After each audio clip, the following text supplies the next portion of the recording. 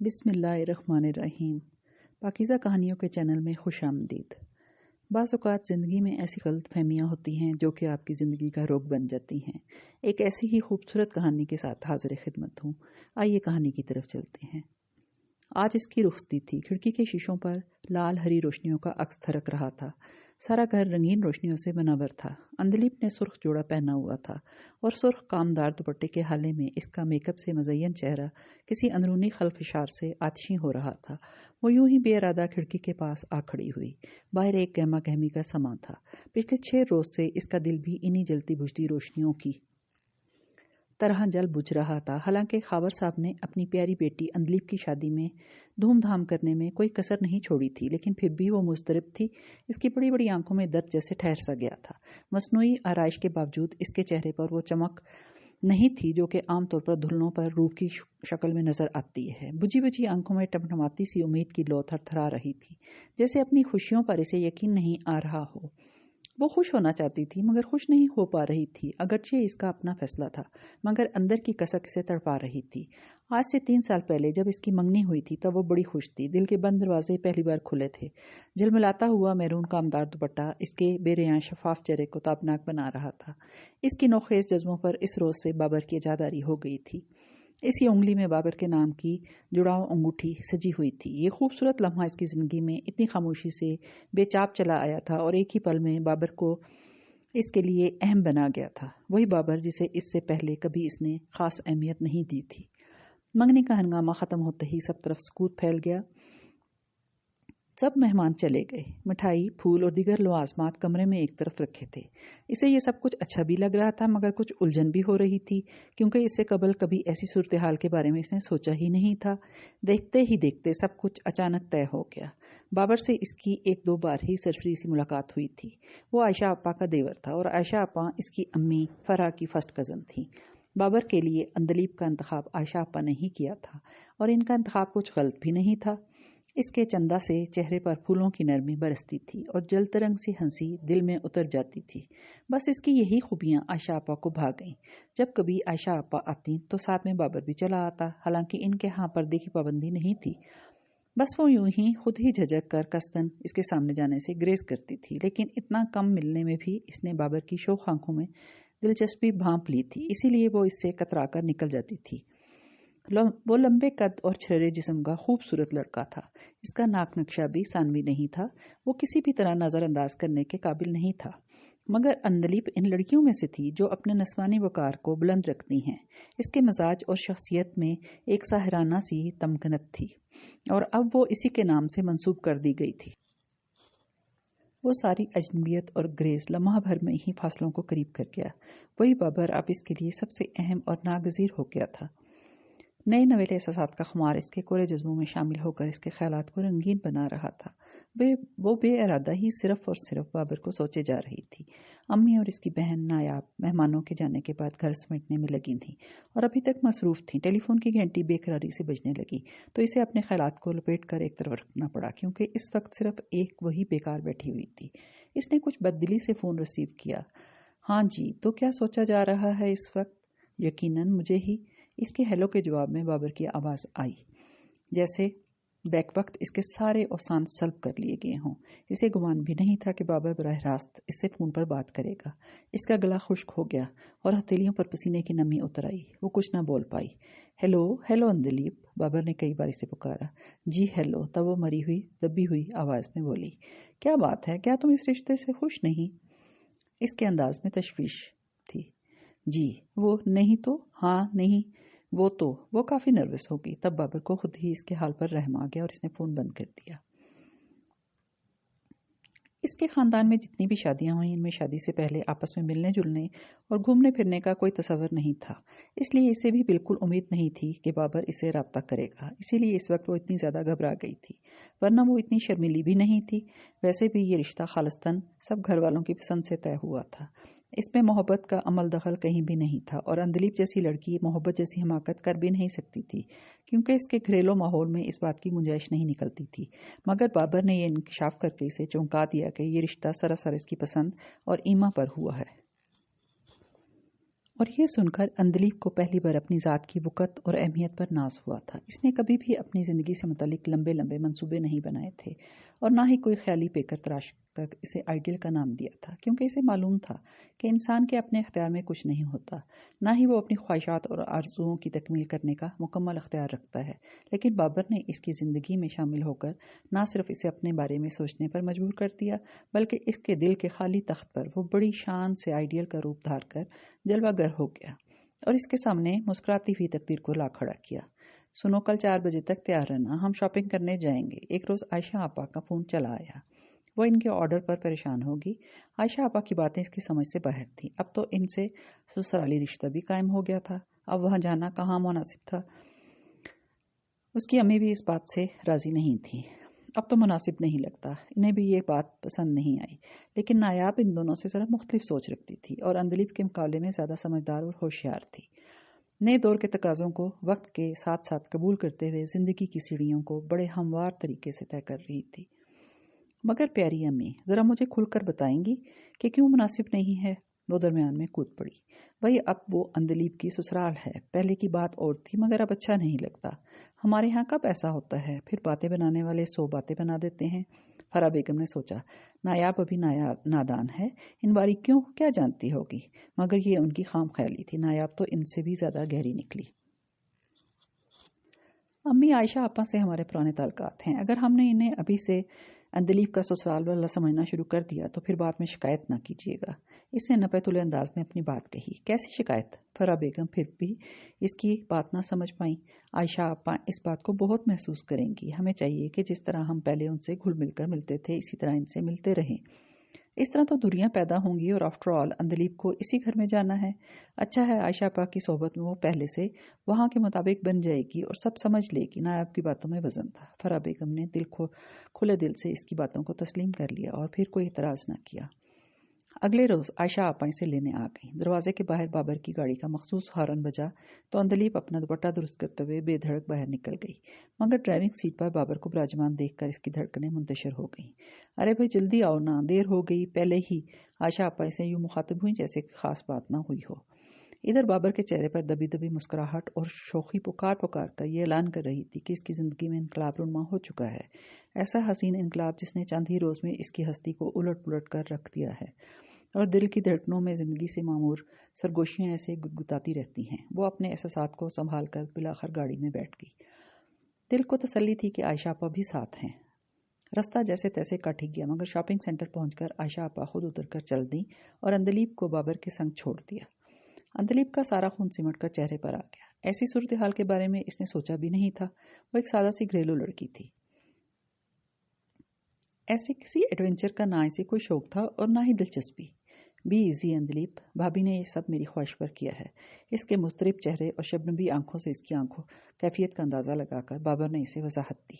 ہماری انگیجمنٹ ہو چکی ہے اندلیب، اس میں کوئی حرج نہیں۔ اس وقت تمہاری جو فیلنگز ہیں میں جانتا ہوں اور کچھ اچھی نہیں ہیں، تمہاری برہمی تمہاری صورت پر صاف نظر آ رہی ہے، مگر میں خود اپنی فیلنگ کے ہاتھوں پریشان ہو کر یہ قدم اٹھانے پر مجبور ہوا ہوں۔ میں چاہتا ہوں کہ ہم دونوں ایک دوسرے سے رابطے میں رہیں۔ وہ بہت ڈسٹرب تھی، اس لیے اس نے بڑے رواں انداز میں سادہ سے لفظوں میں اس پر اپنے خیالات واضح کیے۔ زیس کا سفر ایک نئی سمت کو چل پڑا اور وہ اپنے ہم سفر کا ساتھ دینے پر پورے دل سے آمادہ تھی، لیکن اسے بہت سے وسوسے اور اندیشے بھی ڈرا رہے تھے۔ سب کچھ ٹھیک ہو رہا تھا یا نہیں، وہ یہ بات طے نہیں کر پا رہی تھی۔ یہ سب کچھ اس کی توقع سے ہٹ کر ہو رہا تھا۔ اس کی تصوراتی دنیا تو بہت محدود اور مختصر سی تھی، لیکن حقیقی سفر میں وہ اس سے بھی آگے چل رہی تھی۔ وہ خواب نگر کی شہزادی سچ مچ کی دنیا میں آ گئی تھی۔ ہمارے ہاں، میرا مطلب ہے ہمارے معاشرے میں اسے اچھا نہیں سمجھا جاتا۔ بابر کی تمام باتوں کے جواب میں اس نے بس یہی کہا، ارے گولی مارو ان باتوں کو، سطر اور دیکھنا چھوڑ دو۔ لوگوں کا کیا ہے، ان کو تو افسانے بنانے کا موقع ملنا چاہیے۔ بس صرف اپنے دل کی سنو، دل کی مانو، کیونکہ ہماری عمر کا یہ موڑ ہمارے لیے اہمیت رکھتا ہے، ان سب کے لیے نہیں۔ اسے یادگار بنانا اور خوشگوار بنانا ہمارا کام ہے۔ وہ اس سے ایسے مخاطب تھا جیسے ان دونوں میں برسوں سے ناتا ہو۔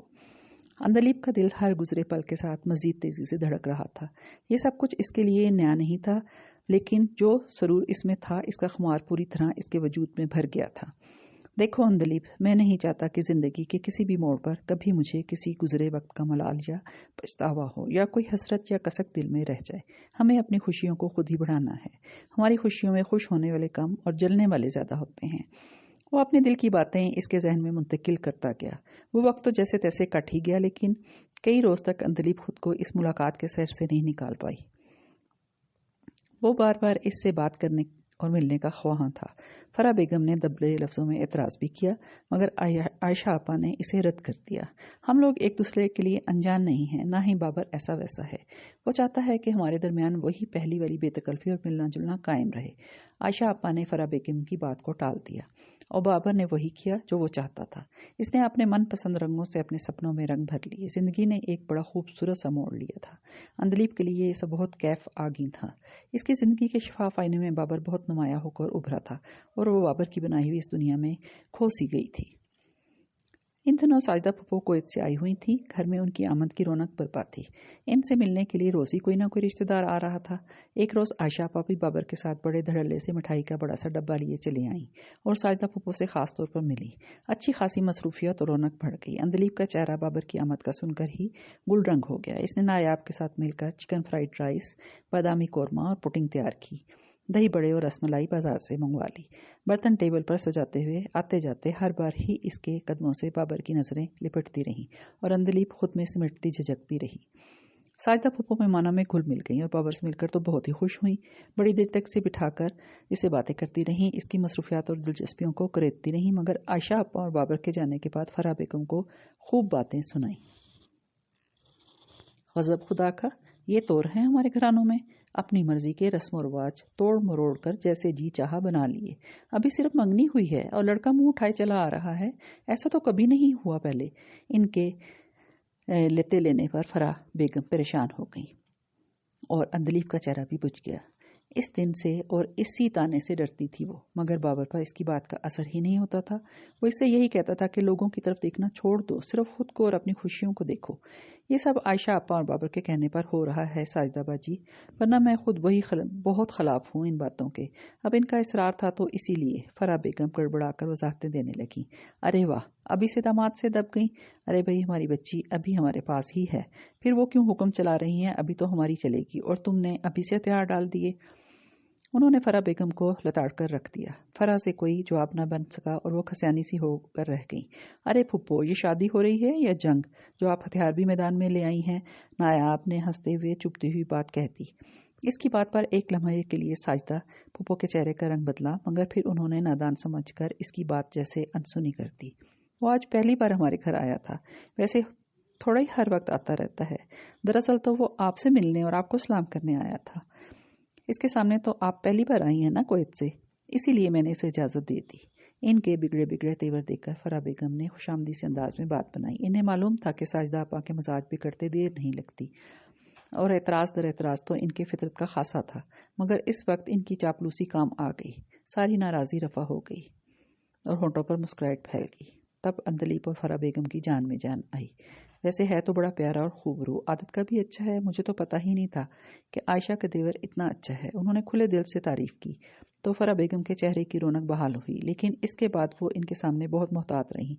वो नहीं चाहती थी कि बिलावजह अंदलीप या बाबर पर किसी की उंगली उठे, और इनके जाने के बाद ही उन्होंने अंदलीप को बाबर का फ़ोन सुनने दिया था। एक दिन बाबर अचानक बिला इतला के चला आया। खिलाफ मामूल वो कुछ चुप चुप था। इस रोज़ फरा बेगम भी किसी ज़रूरी काम से नायाब के साथ गई हुई थी। अक्सर ही इसके हमरा आयशा आपा हुआ करती थी, मगर इस रोज़ वो बिल्कुल अकेला था। मैं बहरीन जा रहा हूँ अंदलीप, 2 साल के लिए। बिलाखिर इसने अपने अंदर के खलफिशार को इस पर भी जाहिर कर दिया। अंदलीप को बड़ा ज़बरदस्त झटका लगा। इनकी बातों में इसका जिक्र तो कभी नहीं हुआ था। वहाँ मुझे बड़ी अच्छी जॉब मिल गई है। भाभी और भैया तो यही चाहते हैं कि मैं ज़रूर किस्मत आजमाई करूँ, और मेरा भी यही इरादा है कि इस चांस को मिस ना करूँ, क्योंकि मैं फ्यूचर में आरामदा और बासहूलत ज़िंदगी गुजारना चाहता हूँ। मैं चाहता हूँ कि जब तुम मेरे पास आओ तो मेरे पास सब कुछ इस कदर भरपूर हो कि तुम्हें कभी कोई कमी या कोई तशनगी ना रहे। वो सब कुछ तय करके आया था। वो इसे सिर्फ इतला दे रहा था, और वो सब कुछ सुनकर भी इसे नहीं रोक पाई, क्योंकि इसे तो जाना ही था। सब्र आजमा दिन शुरू हो गए। वो हर पल इसकी याद के नगर में इसके साथ रहता था। इसके दिल के पास हमा वक्त इसकी आहटें और शबीहें सरसराती रहती थीं। आयशा अपा जब भी आती इनके बारे में इतलात ज़रूर देती थी।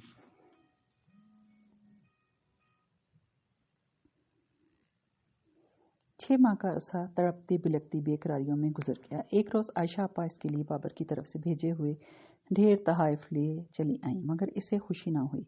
इन मादी अशिया से बढ़कर बाबर की अपनी ज़ात थी। अलबत्ता बाबर का भेजा हुआ मोबाइल इसके दर्द को कम कर गया। अब तो अक्सर ही इससे फ़ोन पर बात हो जाती थी। साल भर का अरसा गुजर गया। अभी मज़ीद 1 साल दिल पर पत्थर रखकर गुजारना था। कुछ माह बाद बाबर से इसका मोबाइल पर भी रब्ता नहीं हो पा रहा था। वो इसे कॉल करती तो नॉट रिस्पॉन्डिंग का जवाब आ जाता। SMS करती, मगर इससे भी कुछ हासिल न वसूल हुआ। 3 माह बाद बाबर ने खुद इससे रब्ता करके इसे बताया कि वो नए फ्लैट को हासिल करने और इसमें शिफ्ट होने में अजहद मसरूफ़ था। इस दौरान इसका मोबाइल भी चोरी हो गया था। अब पहली फुर्सत में नया मोबाइल लेकर वो इससे रब्ता कर रहा था। इसके सारे शिकवे धुल गए और दिल से सारे शकूक जाते रहे। वैसे भी अब बाबर के आने में 2-4 माह ही रह गए थे। फरा बेगम तो तैयार बैठी थी इसकी रुखसती के लिए, मगर अचानक ही आयशा आपा ने आकर ये इंकशाफ किया कि वो खुद भी अपने शौहर और बच्चों के साथ बहरीन शिफ्ट हो रही हैं। इस गैर मुतवक्का और गैर अमकानी खबर से अंदलीब के दिल को धचका लगा। मंगनी के दौरान या बाद में भी कभी इन लोगों के दरमियान में कभी इस किस्म की बात नहीं हुई थी। लो जी, ये तो सभी का बोरिया बिस्तर गोल, ये क्या मजाक है? फरा बेगम बना कर रह गई। और इन दोनों की शादी कब होगी? मेरा तो ख्याल है कि बाबर को अभी बुला लो, फिर शादी करके सब इकट्ठे जाना बहरीन। फरा बेगम ने आयशा आपा को मशवरा दिया। अरे भाई, अभी तो अपना ही बखेड़ा समेट रही हूँ, शादी का ताम झाम कैसे संभाल पाऊंगी? तुम बेफिक्र रहो, वहाँ सेट होते ही पूरे इंतजाम के साथ आऊंगी और खूब धूम धड़के से अंदलीब को रुखसत करा कर ले जाऊंगी। आयशा आपा ने उन्हें भरपूर यकीन दिलाया। मगर आपने पहले तो ऐसे किसी प्रोग्राम का जिक्र भी नहीं किया। फरा बेगम की फिक्र कम नहीं हो रही थी। हाँ, तो सब एकाएक ही हुआ। ये तो हमारी अंदलीब बड़ी भगवान है कि देवर जी के मुकद्दर खुल गए, इसे इतनी अच्छी जॉब मिल गई है, ये तो हमने सोचा भी नहीं था। इसके जाने के बाद हमारे मियाँ ने बाबर के ज़रिए कंपनी में कुछ रकम इन्वेस्ट की थी। खुदा के फजल से वहाँ बरकत हो गई। अब हम इसीलिए वहाँ शिफ्ट कर रहे हैं कि कारोबार का संभाल सकें। आयशा आपा ने तयशुदा प्रोग्राम इनके सामने बयान किया तो फरा बेगम ठंडी सांस भरने के सिवा कुछ नहीं कर सकी। आयशा आपा बहरीन कूच कर गई और अंदलीब पीछे सनाटों की ज़द में गुमसुम सी हो गई। हर तरफ उदासी बिखर गई। इसके बाद बाबर से इसकी सिर्फ एक ही बार फ़ोन पर बात हो पाई थी, वो भी जब इसका नंबर मिलाती वो रसीबे नहीं करता था। आयशा आपा ने भी वहाँ पहुँचने के बाद सिर्फ एक बार अपनी खैर खरीद की इत्तला दी थी। इसके बाद जैसे दूसरी तरफ बड़ी तकलीफदा सी खामोशी छा गई। दिन दबे पाँव सरकते गए, साथ ही अंदलीब का दम भी खुश्क होता रहा। इस तरह इससे पहले बाबर ने कभी इतनी तवील खामोशी अख्तियार नहीं की थी।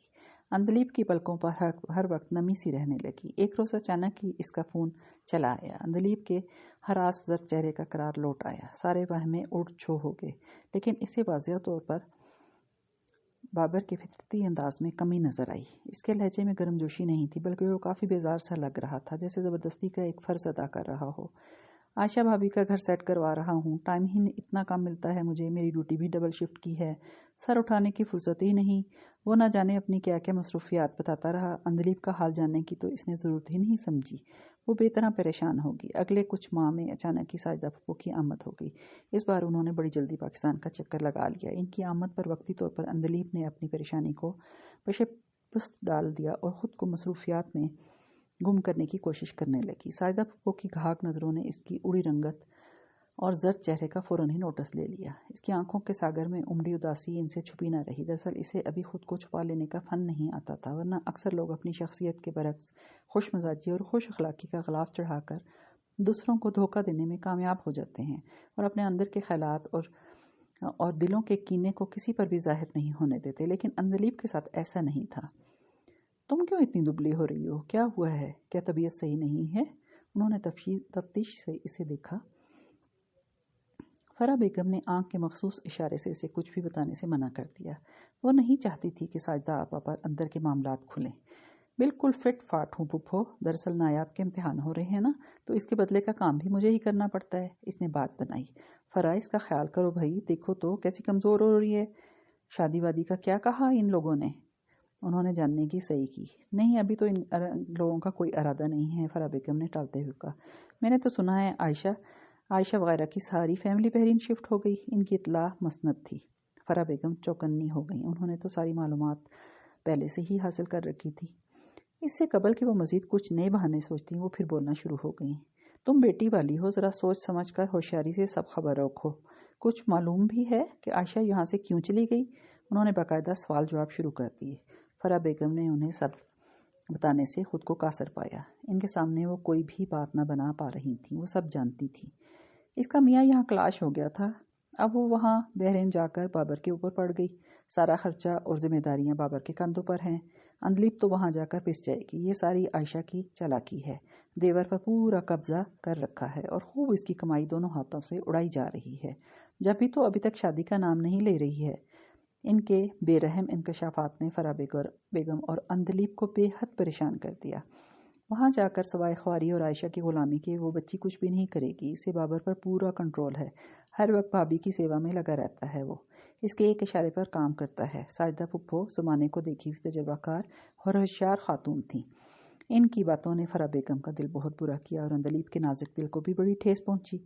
इसने बाबर को दिलो जान से कबूल किया था, मगर ये बात इससे कतन बर्दाश्त नहीं थी कि बाबर इसका शोर होते हुए अपनी भाभी को सर चढ़ाकर बिठाए और इनके मुकाबले में इसे कम अहमियत दे। इसे ये बात तो पहले भी मालूम थी कि बाबर अपनी भाभी आयशा की हर बात मानता है, मगर ये बात अभी मालूम हुई कि बाबर की पूरी कमाई पर इनका तसर्रुफ है। और ना ही इसे ये अंदाज़ा था कि बाबर किसी कठपुतली की तरह आयशा आपा की उंगलियों पर नाचता है।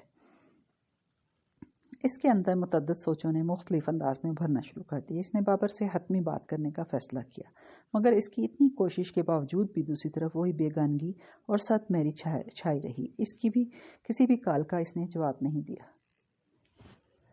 और वो इससे भी ज़्यादा शिकस्ता और निढाल हो गई। अंदेशों को मज़ीद तकवीत मिलने लगी और जब वो थकने लगी तो एक रोज़ बिलाखर इसकी कॉल रिसीव कर ली गई। इसकी हेलो के जवाब में आयशा आपा की खनकती हुई आवाज़ उभरी तो वो बुरी तरह चौंक गई। हाय अंदलीब, कैसी हो तुम? कितने रोज़ हो गए बात किए हुए। दरअसल मैं यहाँ आकर इतनी बीमार पड़ गई कि तुम देखोगी ना तो पहचानोगी नहीं। बरसों की मरीज़ लग रही हूँ बिल्कुल। डॉक्टर्स तो कह रहे हैं कि वो अपनी राम कहानी लेकर शुरू हो गई, लेकिन अंदलीब को तो कुछ भी सही सुनाई नहीं दे रहा था। इसे तो बस ये नज़र आ रहा था कि जिस नंबर पर इसने कॉल मिलाई है वो बाबर का ज़ाती मोबाइल नंबर था और आयशा आपा का बाबर की ज़ाती चीज़ों पर भी पूरा अख्तियार था। इसकी आंखें पूरी तरह खुल गईं।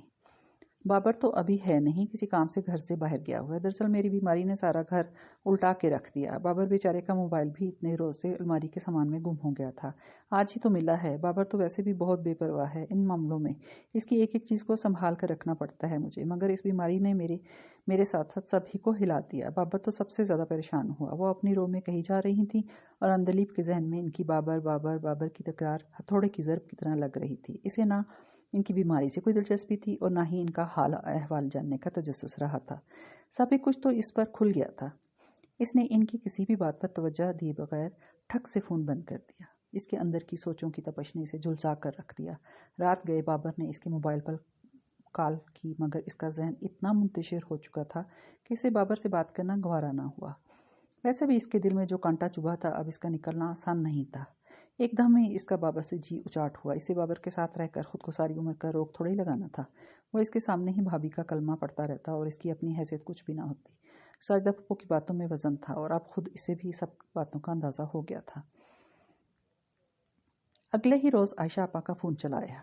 अगले 6 माह तक वो अंदलीब और बाबर की शादी का इरादा कर रही थी, मगर जब अंदलीब ने सुना तो इसने इतने ज़ोर से अंदर पके हुए लावे को बाहर निकाल दिया और बाबर से शादी से साफ इनकार कर दिया। अपने जज्बात को परे धकेल कर और अपने ख्वाबों को बेदर्दी से रोनते हुए इसने बड़ी हकीकत पसंदी से ये फैसला किया था।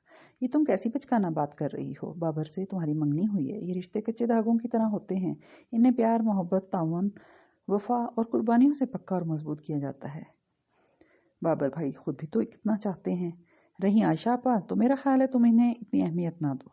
जब वहाँ जाओगी रहोगी तो खुद ब खुद ही आपस के ताल्लुकात में हदें कायम हो जाएंगी। नायाब ने इसे फैसला बदलने पर बहुत मजबूर किया, मगर वो टस से मस ना हुई। वो अपनी सारी उम्र सिर्फ मफरूज़ों के तहत ज़ाया नहीं करना चाहती थी। बाबर ने मुकम्मल तौर पर अपने इख्तियारात की डोर आयशा आपा के हाथों में थमा रखी थी और ये पुतली तमाशा वो बर्दाश्त नहीं कर सकी थी। इसके इनकार पर फराह बेगम भी बहुत नाराज़ हुई। आयशा आपा ने सुना तो सर पीट लिया।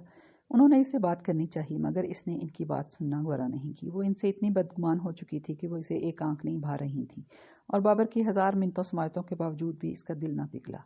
इसने दिल पर पत्थर रखकर ये फैसला किया था। इसकी यादों में बाबर के संग गुजारी बड़ी खुशगवार यादें और बातें भी थीं। इसके बहुत से अरमान और ख्वाब का इस पर कुछ असर नहीं हुआ। वो फौरी तौर पर पाकिस्तान आ भी नहीं सकता था कि इसके अपने कुछ मसाइल थे। यूं लम्हा भर में ही बात ख़त्म हो गई। और अब जबकि वो इरफान अहमद के निकाह में आ चुकी थी और कार चौबी आंचल का घूंघट लिए हुए थी, تو اسے بے ساختہ ہی بابر کی یاد چلی آئی، لیکن اسی وقت اس نے بڑی سختی سے خود کو یہ باور کروا دیا کہ اب وہ عرفان احمد کی زندگی میں شامل ہو کر اس کی بن گئی ہے۔ بابر کی یاد کی مدھم سی پرچھائیوں کو اس نے اسی وقت مٹا ڈالا۔ شادی کے فوراً بعد وہ ہنی مون پر چلی گئی تھی۔ وہاں سے واپسی پر تحائف اور مختلف چیزوں کے انبار سے لدی فرح بیگم کے پاس پہنچی تو نئی خوشیوں اور نئی رتوں کا عکس اس کے روپ کو خیرہ کر رہا تھا۔ فرح بیگم نے محبت سے اسے گلے لگا لیا، مگر اس روز فرح بیگم کچھ افسردہ سی تھی یا پھر بہت تھکی تھکی سی لگ رہی تھیں۔ اس نے زیادہ دھیان نہیں دیا۔ اس کی نظر ٹیبل پر رکھے خوبصورت سے شادی کے کارڈ پر پڑ گئی تھی۔ ارے یہ کس کی شادی کا کارڈ ہے؟ اس نے دلچسپی سے کارڈ اٹھا لیا۔ ہاں، یہ بابر کی شادی کا کارڈ ہے، فرح بیگم نے سابقہ افسردگی سے جواب دیا۔ اوہ، تو یہ وجہ تھی امی کی اداسی کی۔ اس نے فوراً سمجھ لیا۔ بابر کی شادی کی خبر سن کر جھٹکا تو اسے بھی لگا تھا، لیکن اس نے فوراً ہی خود کو سنبھال لیا تھا، کیونکہ بابر کو اس نے خود ہی رد کیا تھا اور اب عرفان احمد کی سنگت میں رہ کر اسے کوئی ملال نہ رہا تھا، اور ویسے بھی ایک نہ ایک دن بابر کی شادی بھی ہونی ہی تھی۔ اس نے مگن سے انداز میں کارڈ کا مضمون پڑھنا شروع کیا، مگر اگلے ہی پل کارڈ پر لکھے جیلی حروف میں چمکتے ہوئے ناموں کو پڑھ کر اس کی مسکراہٹ غائب ہو گئی اور آنکھوں کے ستارے ماند پڑ گئے۔ اس نے بار بار غور سے کارڈ کو پڑھا، مگر وہی لفظ لکھے نظر آ رہے تھے جنہیں وہ اپنی نظر کا دھوکہ سمجھ کر خود کو تسلی دے رہی تھی۔ دراصل بابر کی شادی جس لڑکی سے ہو رہی تھی وہ ساجدہ پھپھو کی نواسی تھی، جو ایک عرصے سے بحرین میں ہی رہ رہی تھی۔ ساری بات اس کی سمجھ میں اب آئی۔ اس کے چہرے پر گئے دنوں کی راکھ سی اڑی اور چندن سی رنگت کو دھندلا دیا۔ ابھی اسی وقت اسے یہ محسوس ہوا کہ اپنی عجلت اور نادانی میں وہ اپنی عمر کی سب سے قیمتی اور انمول شے گنوا بیٹھی ہے۔ بابر اس کے لیے ساری عمر کا روگ بن کر رہ گیا، لیکن اب وہ کچھ نہیں کر سکتی تھی۔ ایک بے پناہ سناٹا اس کی روح میں پھیلتا چلا گیا، جہاں دور دور تک کوئی آواز نہ تھی سوائے ہواؤں کے درد بھرے نوحے کے۔